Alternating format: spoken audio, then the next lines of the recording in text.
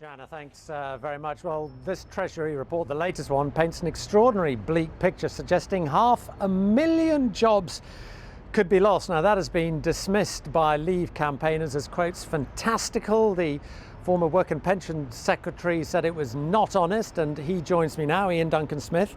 Welcome. When you said it was not honest, are you saying that the Prime Minister and the Chancellor are deliberately misleading voters?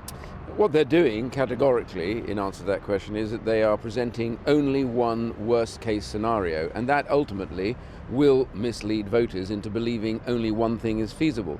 The point about the Treasury report is two things, which is really quite important. The first is the Chancellor himself, back in 2010, said we can no longer trust Treasury reports. We have to have an independent report, which is the OBR, because Treasury reports are fiddled with by politicians who get their forecasts twisted just to meet their own demands. So I stand with that, which is why we went independent. But here we are now with a Treasury report, with a government said that we will remain regardless of the consequences, and everything is set therefore to make people believe that there'll be a terrible disaster if we leave. Now, Treasury reports, like all economic reports, have a central case.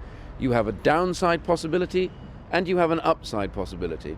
Today they haven't even bothered with the upside, and here's the reason. Sajid Javid let it slip. He said, we're not going to do that because it's not our responsibility, it's the responsibility of the other side. Oh yes it is. If you're using civil servants, public money, taxpayers' money, and you want to present a fair case to the British electorate, where is the upside forecast for you, and where is the risk of remaining from the euro area, which we've all been told by the MPC and others that there is a real tragedy if you leave because of... So is this referendum rigged?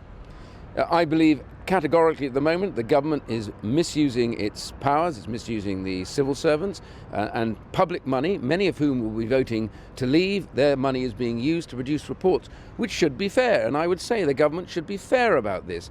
Where is the upside case, and where is the risk of remaining if the euro area continues where it is now, which many people believe, Italian banks insolvent, Greeks in crisis, unemployment at terrible levels? Where is the risk of remaining? Not one word from them about that, and when they admit that they're not going to do that because it's not their job to do it, then you know this is a biased report. You say it's biased, that it's not fair. My question is whether they are deliberately lying, because you said at the weekend that the Chancellor was a bit like Pinocchio. His nose gets longer as he tells fibs. Now that seems pretty clear. You think Mr. Osborne is lying? Well, let's put it like this.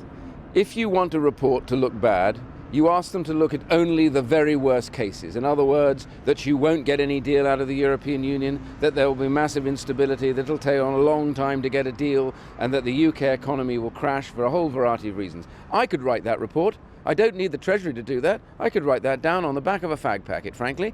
So that's what they're doing. They've actually got a whole bunch of figures to suggest that's the case. My point, therefore, is fairness says that you would put the other side of the case as well, which is not in here, and more importantly, what are the risks of remaining? So, you know, they're abusing this. And what's interesting about this, they put Sajid Javid up, a business secretary, a guy I know very well, who himself has already said on many occasions that he doesn't believe. But did he say that recently to you? Yeah, well, you saw it in his article. He wrote, even at the moment a couple when of we all years broke ago. up. No, when we all broke up in the cabinet to go and fight the referendum. And since then, has he said to you, actually... I haven't talked to him since then about this, but I know what his views were, that we should leave the European Union, but there wouldn't be such a risk. And the biggest risk, he and others have maintained, is being in the European Union with the euro in such a crisis that it is at the moment. Iain Duncan Smith, thanks very much for your time. Joanna, I should tell you, we're talking about this report.